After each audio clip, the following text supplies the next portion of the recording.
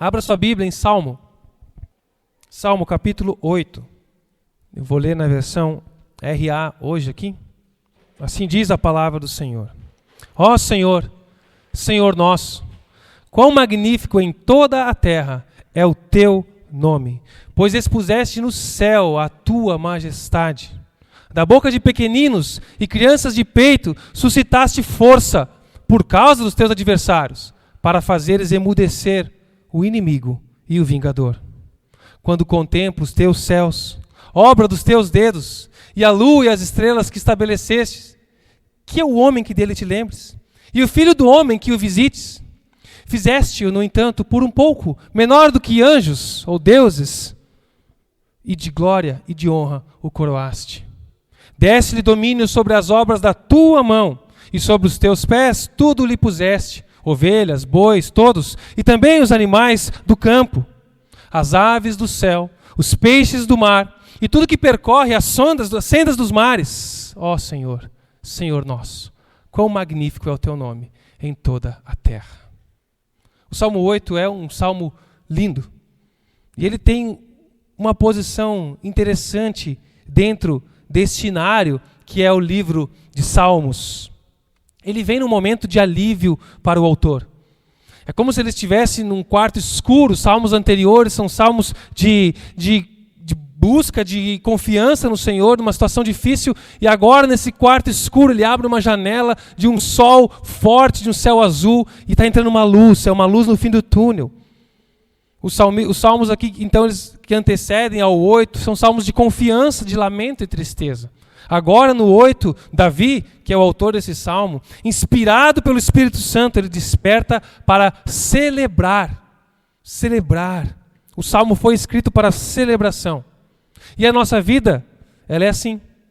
Nós sorrimos em um dia, e em outros dias nós somos surpreendidos por algo que tenta nos roubar o brilho, o ânimo, a alegria, o contentamento. Existem momentos de chorar. E existem momentos de sorrir. Romanos capítulo 12, versículo 15 diz que existem momentos de se alegrar com aqueles que se alegram e de chorar com aqueles que choram. É claro que ninguém gosta de chorar. Ninguém gosta de uma situação que nos leve ao choro. Nós preferimos a celebração ao invés do pranto, com exceção do bisonho, né? O burrinho do Ursinho Puff. Quem lembra, ontem nós vimos com as crianças lá. Aquele burrinho dá uma dozinha dele. E prefere a tristeza. Mas nós não gostamos de tristeza. Não é à toa que, muito tempo atrás, os programas de TV são todos para fazer o povo sorrir. O povo se distrair. Se esquecer das coisas difíceis. Mas nós não podemos esquecer que em Eclesiastes capítulo 3, a Bíblia nos ensina que existe tempo, propósito para todas as coisas debaixo do céu. E há tempo de sorrir e tempo de chorar. Nesse mesmo livro que diz que há tempo para tudo, capítulo 7 de Eclesiastes, Salomão, o sábio, diz que é melhor ir à casa onde há luto do que a uma casa em festa. Como assim? Por que é melhor ir num velório do que num casamento? Ele está trazendo o autor aqui. E ele mesmo explica no que segue do texto, Eclesiastes capítulo 7, versículo 2, ele diz: porque a morte é o destino de todos os homens, e os vivos devem levar isso a sério. A tristeza é melhor que o riso, porque o rosto triste melhora o coração. O coração do sábio está na casa onde há luto, mas o dos tolos na casa da alegria. Isso não quer dizer, calma, irmãos, isso não quer dizer que nós não podemos festejar, que é proibido celebrar, ser feliz e se alegrar. Não, não é isso, mas é uma advertência do sábio Salomão, o homem mais sábio da terra, que já existiu, homem, o risco que nós corremos de nos distrair com festas, com alegrias, ignorando a Deus, ignorando a realidade da morte, por não sabermos festejar e não sabermos celebrar a gente se esquece. A gente tira Deus das nossas festas. A gente tira Deus das nossas celebrações muitas vezes. E Salomão sabia por experiência própria que na alegria, nós costumamos crescer e conhecer a Deus menos do que na tristeza. Porque são nos momentos difíceis em que nós buscamos e conhecemos mais a Deus e crescemos na fé e nos aproximamos dele e nos tornamos pessoas melhores. Esses momentos nos fazem isso. Nós somos assim. Por isso que o Salmo 119, versículo 71 diz, o salmista: o sofrimento foi bom para mim, pois me ensinou a dar atenção aos teus decretos, aos teus estatutos, à palavra de Deus. Ao mesmo tempo, nosso Deus é um Deus de festas. Foi Ele que instituiu inúmeras festas para o seu povo celebrar. Vocês vão comemorar. Vai ser tal dia, vocês vão comemorar por tanto tempo. Festejem, celebrem, chamem pessoas, comemorem. Nosso Deus é um Deus de celebração, consciente e racional. E esse salmo aqui, de número 8, ele tem um cabeçalho. Não aquele subtítulo que muda de Bíblia para Bíblia, mas tem umas informações que vêm antes do salmo ali, que uma nota menor. E é importante você ler e muitas vezes compreender esse cabeçalho, porque ele vai te dar informações sobre aquele salmo, a ocasião, vai te ajudar a entender melhor o que estava acontecendo ali. Ajuda na tua interpretação e aplicação do texto. O cabeçalho diz: ao mestre do canto, ou seja, é para cantar. Escrevi ao mestre do canto para que seja um canto isso. Segundo a melodia, os lagares, na minha versão. Outros trazem um título um pouquinho diferente, mas é para celebrar. E alguém sabe o que é um lagar? O que é um lagar? Ninguém sabe. Na nossa região da uva, os lagares, os tanques onde se esmagam a uva, se espreme para tirar o suco, para se fazer o vinho.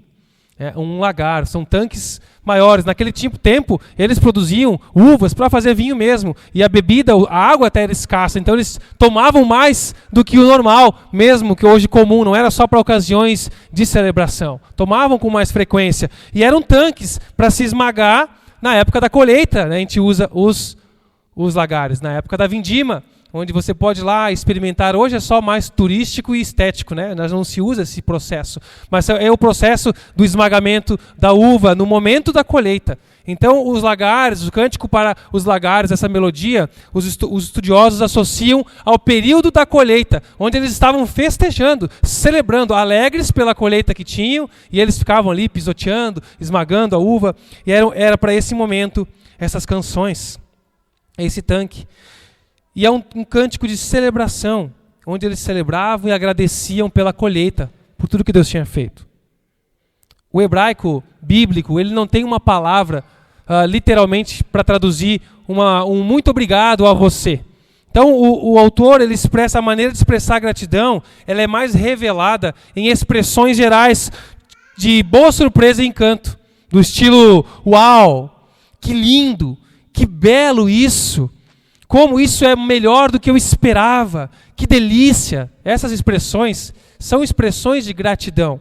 Você não vai encontrar com facilidade um muito obrigado, Deus. Eles expressavam com uma natureza, com uma reação de alegria e contentamento. Uau, que belo isso. Quão formoso és, meu Deus. Que generoso que tu és me oferecer isso. Então era outra maneira. Hoje nós simplificamos, né? Vamos tudo para o muito obrigado e valeu. Esse salmo é um salmo de gratidão e de celebração. E todos querem festejar. Como eu falei, ninguém gosta do pranto, apesar de ser sábio e de ser oportunidades de crescimento. Mas esse salmo é de celebração. E todos querem celebrar, sorrir, se alegrar. E muitas pessoas não encontram bons motivos para celebrar. Por que você tem motivos para celebrar? Quais são os motivos que você tem para celebrar? As pessoas querem rir. Querem se alegrar, rir por rir para se esconder, rir para fugir da dor, rir para afogar mágoas, querem festejar, muitas vezes para abafar uma angústia do seu coração, ansiedade, querem extravasar, eu preciso de uma festa, eu preciso de férias, porque eu não aguento mais. E você vai, tem um momento de festa, faz um monte de coisa, depois tem que voltar para a realidade. E você quer ter essas fugas para celebrar. Eu ouvi isso recentemente, que é bom nós termos eventos e festas nos finais de semana, Porque cada vez mais as pessoas estão cansadas e elas precisam de uma festinha no final de semana, de um lazer, para se esquecer das coisas ruins. Sim, mas segunda-feira volta, está aí de novo. E se a nossa alegria e celebração vai depender de abafar as coisas ruins, que dificuldade vai ser isso? Que tipo de vida é essa que eu vou precisar viver, consumir uma celebração, uma festa, uma alegria, para abafar a angústia e não lidar com elas? Que tristeza uma vida assim. E é isso que está na maioria da cabeça das pessoas, quando se tem alguma coisa na cabeça para essas celebrações. Vamos festejar.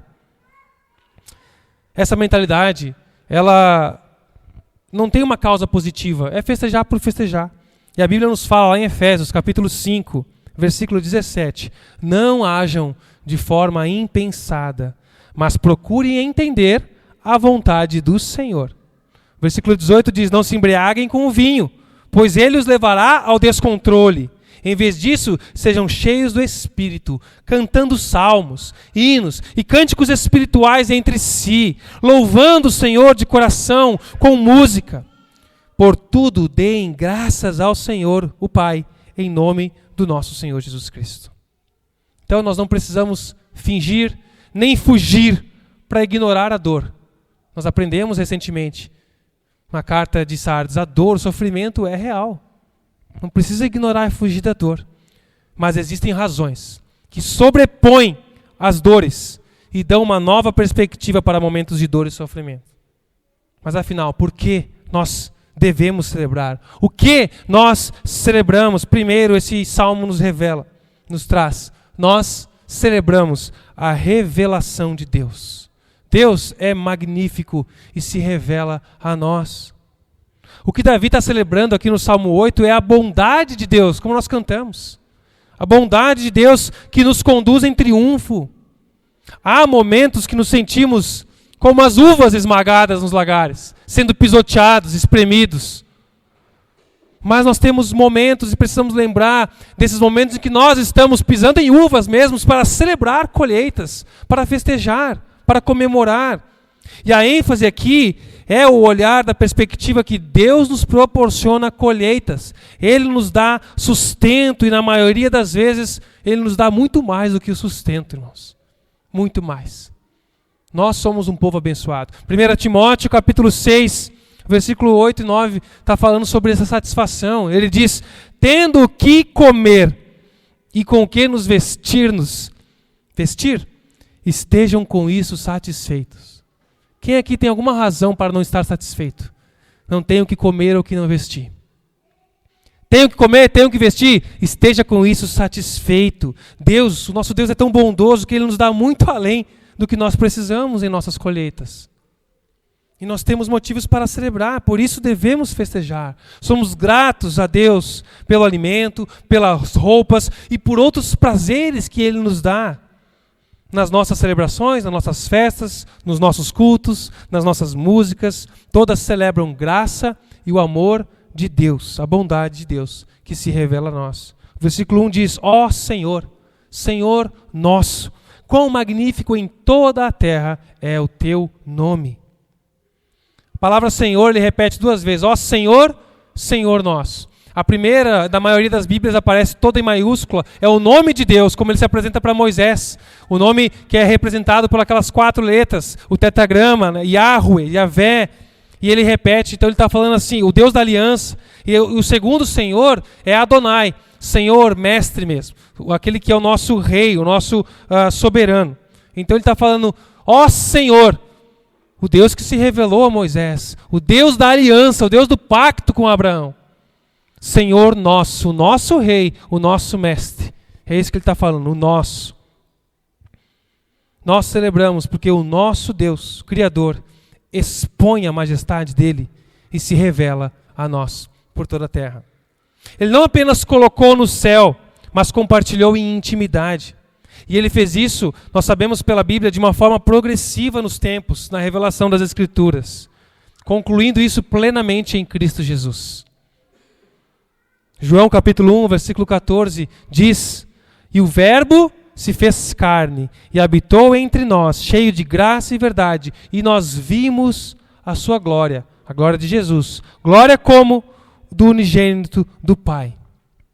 Então Jesus é a revelação máxima de Deus. Deus se revela a nós. Ó Senhor, Senhor nosso.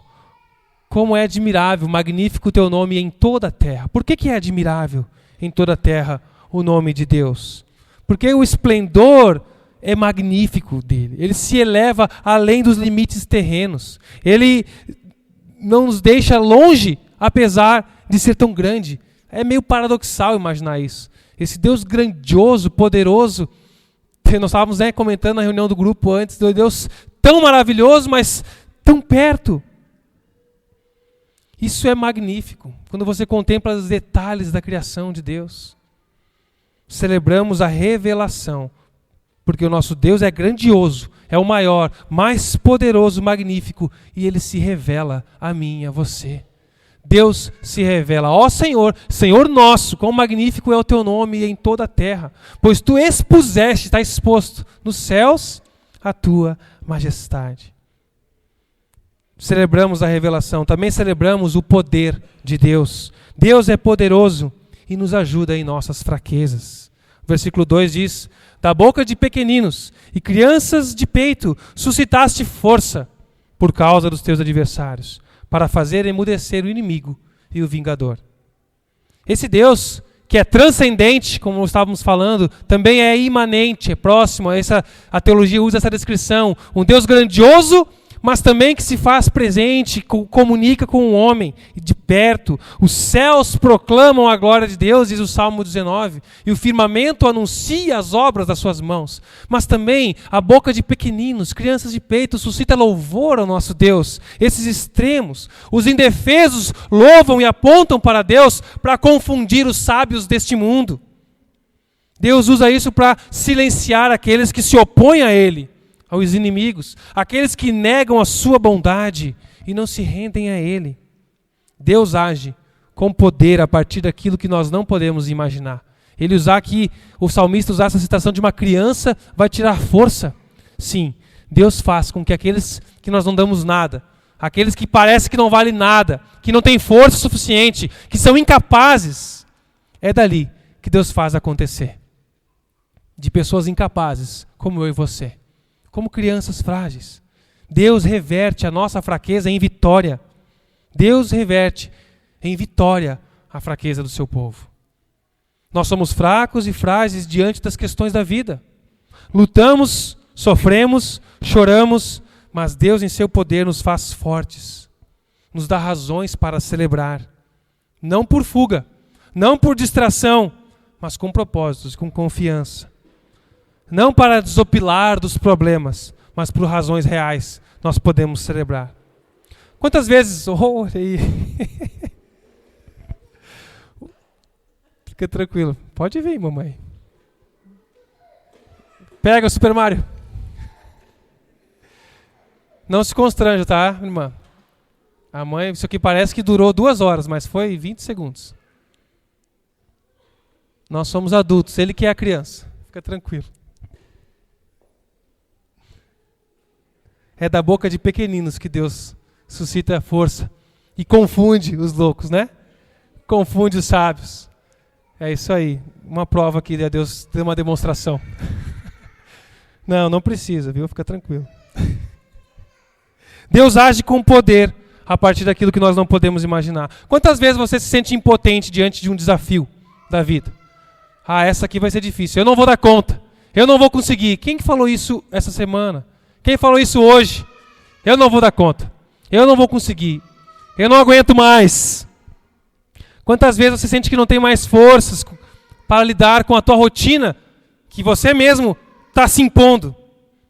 Circunstâncias das mais adversas e diversas que nós podemos enfrentar e enfrentamos, e cada um aqui tem circunstâncias diferenciadas. Não sabemos como cada um lida com elas. Precisamos ter compaixão uns para com os outros. Cada um aqui podia compartilhar circunstâncias diferentes. Mas Deus é poderoso e nos surpreende. E faz com que os inimigos, opositores, a nossa carne, o sistema desse mundo maligno e o diabo se calem, emudeçam diante do que Deus faz com pessoas frágeis e pequeninas como nós. Ele que faz. Deus usa fracos. Deus usa desamparados. Deus usa improváveis nos seus planos para mostrar o poder e a glória dele. Nós vemos isso em várias narrativas das Escrituras. Um bebezinho ao leito de um rio. Um jovem improvável, ruivo, com uma funda. E muitas outras situações. Uma escrava de um outro povo. Escrava de Naamã. Em outro povo. Deus usa. Deus, estávamos falando, hoje de tarde também, fez um planeta, Eduardo, tu comentou, um planeta girar e se preservar em torno de um insetinho voador, super complexo, que é a abelha. E precisar disso, eu aprendo muito com o irmão Paulo sobre as abelhas. E se você quiser aprender um pouco, passa lá, comprar um mel e aprender sobre as abelhas. Um serzinho tão complexo, ao qual nós dependemos e nem sabemos. Tantas coisas acontecem. Não vou indicar para você assistir um episódio de Black Mirror onde as abelhas acabam. Estão lembrando, né? É tão complexo. Deus faz com que as coisas simples, pequenas, tenham um impacto tão grande para enlouquecer os sábios, os fortes desse mundo. Para tudo apontar para Ele, para a glória dEle. E nós? Deus não precisa de nós. Mas ainda assim Ele nos criou e nos preparou em um mundo maravilhoso para nós. Desfrutarmos dele com detalhes feitos cuidadosa e carinhosamente pelos seus dedos, diz o salmista. Nós celebramos a sua revelação, pois Deus é magnífico e se revela a nós. Nós celebramos o seu poder, porque Deus é poderoso e nos ajuda em nossas fraquezas, fragilidades. E terceiro, nós celebramos a sua presença. Deus é cuidador e chega junto do seu povo.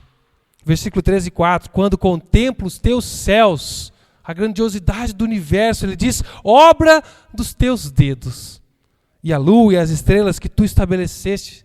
Eu me pergunto, que é o homem para que dele te lembres? E o filho do homem para que o visites? Deus, que estabelece o universo como se fosse nada, está tecendo ali com seus dedos o universo. Ele se preocupa com um ser criado por ele, chamado homem, humanidade. O homem que contempla a grandeza dessa majestade, do poder de Deus, ele vai olhar para si e se perguntar, o que sou eu? Por que eu? Quem sou eu diante de Deus? Para poder ter acesso a Ele, falar com Ele, estar diante dEle, o que Ele viu em mim? Em comparação com a majestade em toda a criação, as complexidades da natureza e belezas deste mundo, dessa terra, a posição do homem deve ser mesmo de consciência da sua insignificância diante de Deus. Então, se você se acha pequeno e miserável, pobre, é isso mesmo. Você está aprendendo a verdade de um Deus grandioso que te chama para um grandioso plano dele, onde Ele é grande em você. Essa pergunta, o que é o homem? É uma pergunta feita há muitos anos por filósofos, por estudiosos, por sociólogos, por físicos, por teólogos, por líderes políticos. E a Bíblia responde para todos nós. O homem é a coroa da criação, a obra-prima de Deus. Foi criado por Deus à sua imagem e semelhança. O homem é portador da imagem de Deus. Uma criatura diferenciada no seu propósito. E Deus visita seus filhos. Ele não os assiste de longe. Ele não está monitorando você. Ele está visitando, assistência. Visitar aqui nesse contexto é mostrar misericórdia, é abençoar.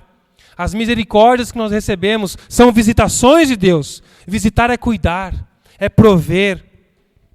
Deus está atento. Ele se lembra de nós, essa linguagem que vários dos homens de Deus usam. Deus se lembrou de mim. Ruth falou assim, ouviu isso da sua sogra. Deus se lembrou de nós. Ele visita. Mas em Jeremias capítulo 29, versículo 11, ele diz, eu sei os planos que eu tenho para vocês. Planos de bem e não de mal. Para lhes dar o futuro pelo qual vocês anseiam. Ou lhe dar a esperança que vocês querem. O futuro que precisam. Nós celebramos porque Deus se revela a nós. E Ele é magnífico. Celebramos o seu poder. Deus é poderoso e nos ajuda em nossas fraquezas. Celebramos a sua presença. Deus é cuidador. Ele chega junto do seu povo. Ele se faz presente. Mesmo quando nós não vemos, mesmo quando nós não ouvimos, Ele está ali. Não tem uma música que a gente canta assim? Ainda que eu não veja, ainda que eu não sinta, ainda que eu não ouça, Deus está trabalhando. Está ali junto. Essa presença de Deus que cuida de nós. Essa presença de Deus que também nos abençoa na forma como nos criou e para o que nos criou. Esse é o quarto ponto. Nós celebramos o nosso propósito que Deus nos dá. Deus nos dá propósitos bons e eternos.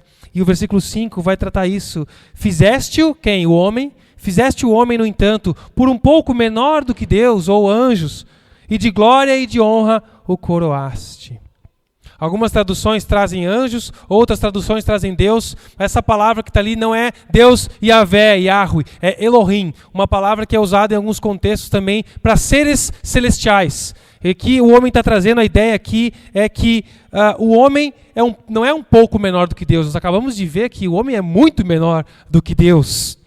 Mas que nós somos inferiores aos anjos, nós sabemos também em muitas coisas. A intenção é mostrar que debaixo dos seres espirituais, sobrenaturais, o homem é a coroa da criação. Fizeste-o por um pouco menor, porque nós não somos iguais aos anjos, mas recebemos essa coroa de glória e honra que Deus nos diz aqui, de glória e honra o coroaste. Isso indica atributos de realeza para o homem. Deus nos chama para o seu reino. Ele é o rei e nos chama para o seu reino. O homem ocupa uma posição especial pelo fato de que somente o homem, dentre toda a criação, carrega a imagem de Deus. Gênesis capítulo 1, versículo 26. A sua imagem o criou. Pela forma e o propósito pelo qual o homem foi criado, ele tem que refletir a glória de Deus de uma forma especial, como um representante, para governar como um vice-regente de Deus na criação, como um dominador, não como um opressor, mas um cuidador, um desenvolvedor de toda a criação. Nós celebramos o nosso propósito, pois Deus nos dá propósitos bons e eternos. Os versículos seguintes, nós vamos continuar explorando isso, indicam praticamente esse propósito amplo e eterno. Versículos 6 ao 8, desce ao homem domínio sobre as obras das tuas mãos, da tua mão, e sobre os seus pés tudo lhe puseste.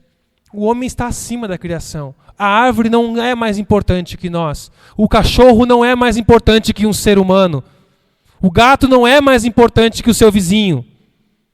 Temos que cuidar da criação, mas o homem é diferenciado. Deste-lhe domínio, aos seus pés tudo lhe puseste, ovelhas, bois, os animais de criação, todos, e também os animais do campo, as aves do céu, os peixes do mar e tudo que percorre as sendas dos mares.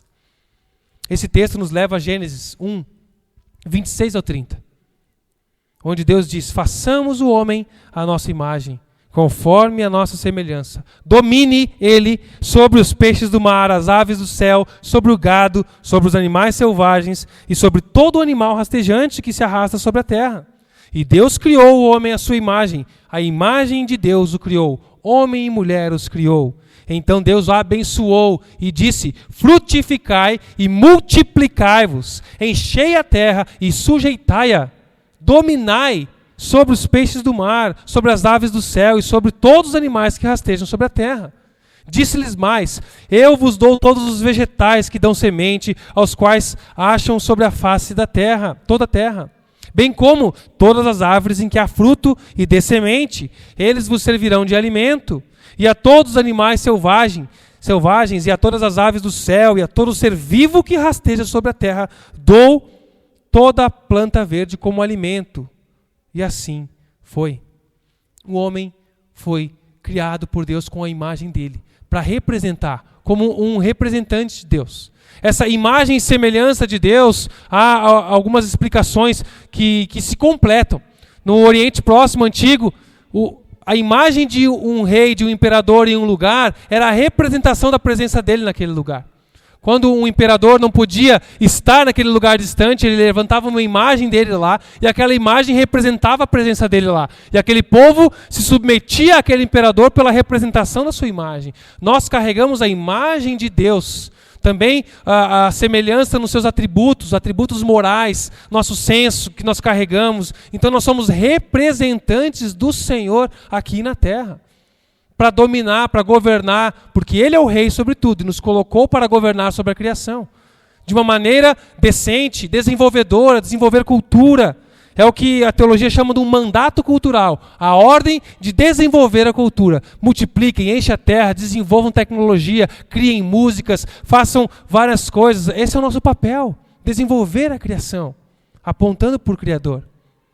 Mas nós não conseguimos mais fazer isso a pleno da forma como fomos criados para fazer por causa do pecado, por causa de Adão, por causa do nosso pecado original. Então, nós fazemos isso de maneira diferente, aos extremos. Ou as pessoas deitam aí, abraçando árvores, não pode cortar nada da natureza. Ou sai derrubando tudo, asfaltando tudo. A gente vai para os extremos, porque a gente quer só encher os bolsos e encher o nosso ego e vaidades. A gente não sabe usar isso com equilíbrio. Isso foi perdido, porque nós perdemos o contato direto com o nosso Criador.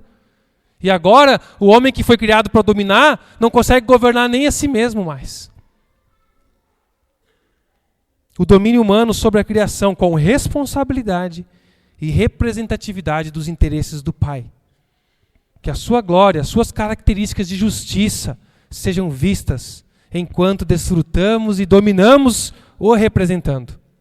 É um domínio saudável que se perdeu por causa do pecado.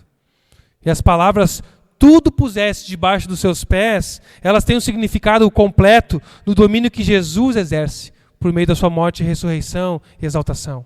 Jesus em carne exerceu o domínio que Adão não exerceu. Ele, por isso que a Bíblia chama do segundo Adão. Ele fez o que o primeiro não fez. Ele viveu como o primeiro não viveu. Ele viveu em justiça, em obediência perfeita.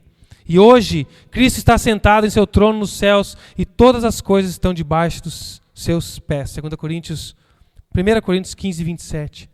É uma expressão que significa tudo está sujeito a Ele. Por meio de Cristo, a graça de Deus está reinando hoje. Romanos 5, 21. A graça reina. E nós, sujeitos a Cristo, somos restaurados a governar com Ele.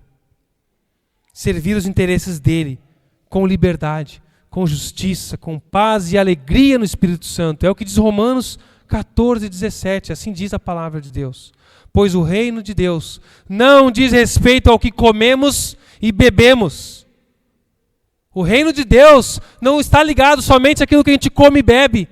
A nossa celebração não depende do que vai ter na mesa ou no copo. Mas uma vida de justiça, paz e alegria no Espírito Santo. Se servirem a Cristo com essa atitude, agradarão a Deus e também receberão a aprovação das pessoas. É em Cristo que isso se realiza de maneira plena, que podemos cumprir o nosso glorioso propósito de bons representantes do Senhor. Hoje, as pessoas não vivem mais como governantes, vivem como escravas, escravas dos seus desejos, escravas da natureza, escravas da velha vida, do sistema, escravas da ganância, escravas do egoísmo, escravas da vaidade, do materialismo, da preguiça. Mas Deus nos criou com um bom propósito, que pode ser restaurado em Cristo Jesus unicamente, e vivido em Cristo Jesus unicamente. Deus não nos salvou para nós fazermos um evento de domingo de 1h30 chamado culto. Ele nos chamou para vivermos em culto a Ele, com tudo que Ele coloca em nossas mãos. Talentos, sabedoria, sua profissão, seu ofício, suas habilidades, seus interesses. Tudo para a glória do Senhor. Nós celebramos a revelação de Deus, porque Deus é magnífico e se revela a nós. Nós celebramos o seu poder, porque Deus é poderoso e nos ajuda em nossas fraquezas. Celebramos a sua presença. Deus é cuidador e chega junto do seu povo. E celebramos o nosso propósito. Deus nos dá propósitos bons e eternos. Celebramos sem nunca esquecer que Ele é o único Deus, nosso Deus magnífico que se revela. Por isso o versículo 9, o Salmo termina como começou. Ó Senhor, Senhor nosso, quão magnífico em toda a terra é o teu nome. É uma moldura, parece uma embalagem do conteúdo. Começa com Deus e termina com Deus. Tudo o que a gente pode viver. Você já ganhou algum presente que dá mais vontade de ficar com a embalagem do que com o presente? Hoje em dia, tem um marketing das embalagens, se desenvolve muitas embalagens. Esse salmo, assim, a embalagem é mais preciosa que o conteúdo. Aponta para ele. Mas isso aqui não é simplesmente uma embalagem.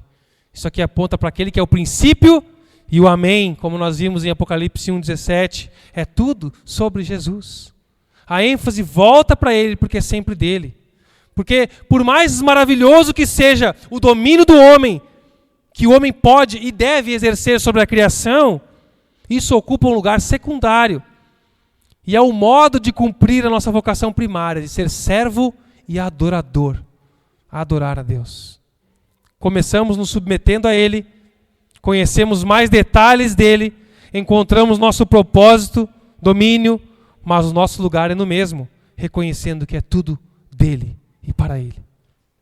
Porque para que o homem possa conhecer a si mesmo e ao seu propósito, é somente depois de compreender a revelação de Deus em Jesus Cristo.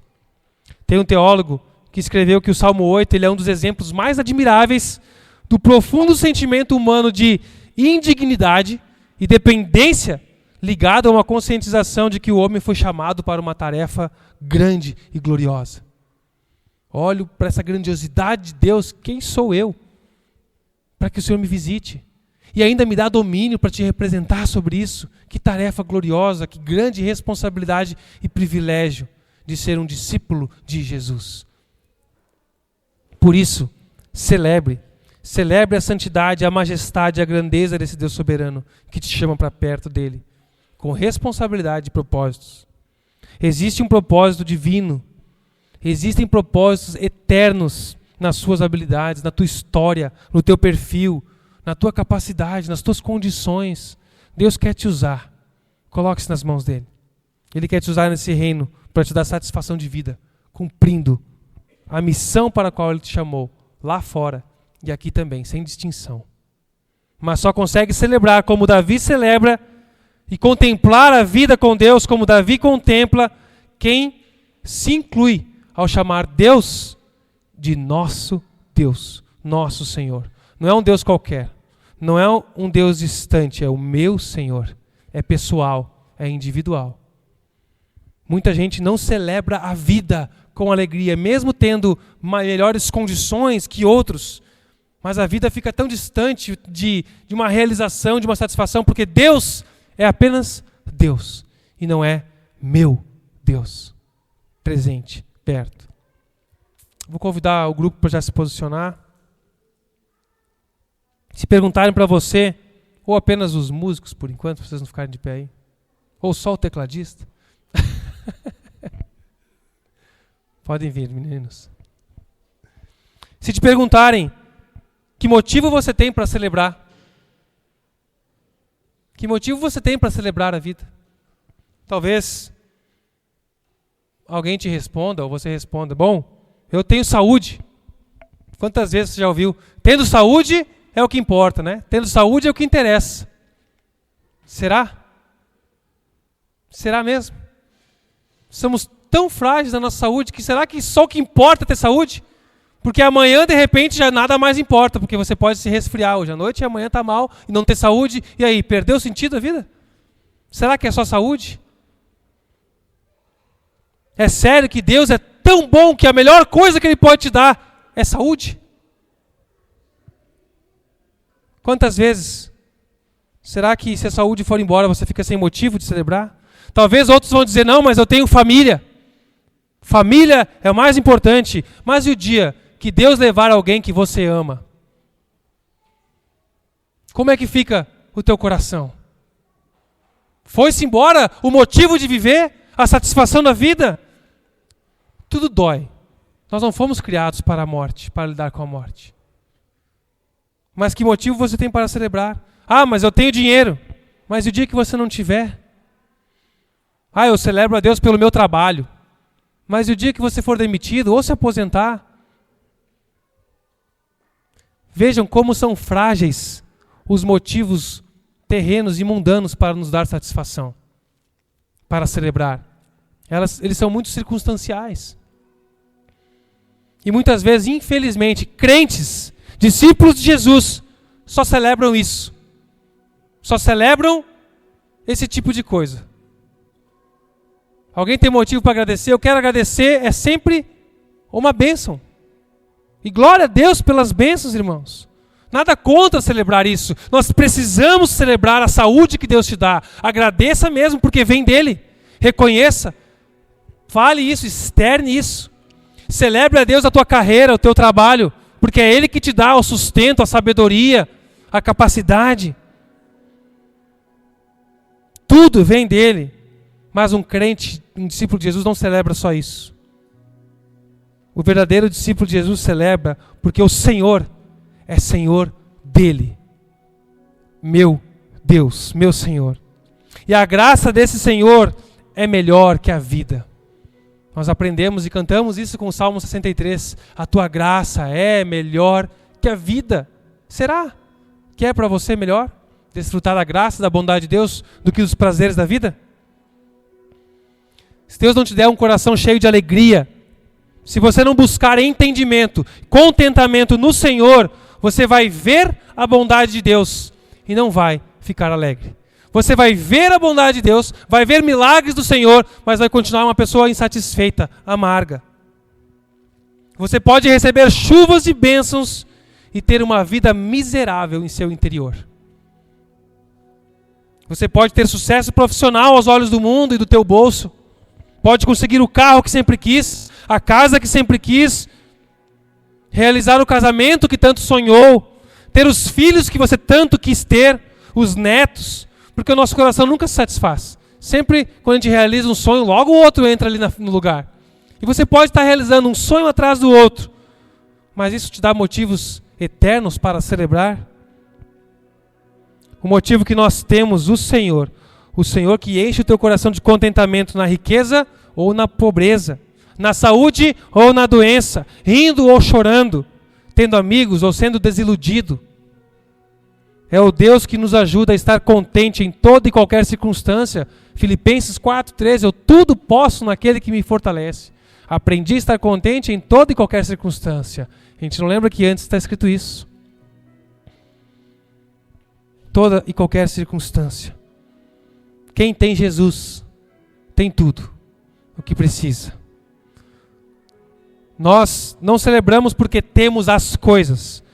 Nós celebramos as bênçãos, mas a raiz da nossa celebração é saber e crer que Deus é magnífico e se revela a nós. Que Deus é poderoso e nos ajuda em nossas fraquezas. Que Deus é cuidador e chega junto do seu povo. Que Deus nos dá bons e eternos propósitos aqui na terra já. Por isso, não transforme os meios em propósitos, em fins. As bênçãos, as condições terrenas que você tem, seu trabalho, sua sabedoria, sua família, seus filhos, são meios de se cumprir os propósitos eternos. Porque o nosso Senhor, Senhor nosso, é magnífico em toda a terra. Amém? Vamos orar e celebrar a esse Deus. Obrigado, Senhor Jesus, pela Tua palavra que é viva e eficaz. E é a Tua palavra, Pai, unicamente pelo poder do Teu Espírito, que pode penetrar em nosso coração e nos dar entendimento, separando, Pai, juntas e medulas, alma e espírito, dividindo aquilo que é indivisível para nós. Somente o Senhor pode trazer entendimento aos Teus filhos. Trazer, ó Pai, a convicção da nossa pequeneza, da Tua grandiosidade, mas que o Senhor nos chama, em Cristo Jesus, a uma nova vida, a restauração de bons propósitos em nosso ofício, no domínio sobre a criação, no desenvolver arte, no desenvolver cultura, no criar, no se divertir, no desfrutar dessa vida com o Senhor, apontando para Ti, Jesus. Porque o Senhor é magnífico e expõe a Tua beleza, a Tua majestade para nós. Obrigado por se revelar a nós, Senhor. Receba a nossa adoração, o nosso louvor, ó Pai. Em nome de Jesus. Amém. Amém.